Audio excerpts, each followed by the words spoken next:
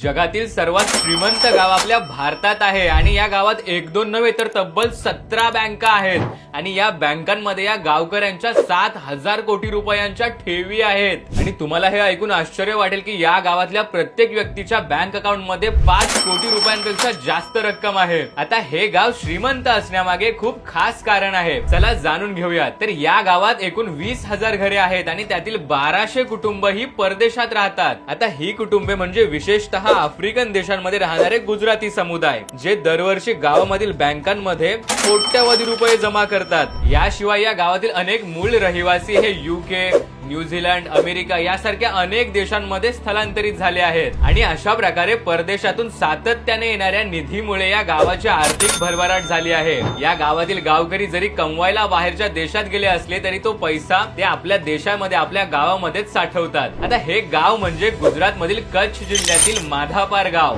आता हे गाव काय फक्त आपल्या भारतातीलच नाही तर संपूर्ण जगातील सर्वात श्रीमंत गावांपैकी एक आहे आणि असंच एक करोडपतींचं गाव आपल्या महाराष्ट्रात सुद्धा आहे। तर हे गाव कोणतं आहे हे मला कमेंट करून नक्की सांगा।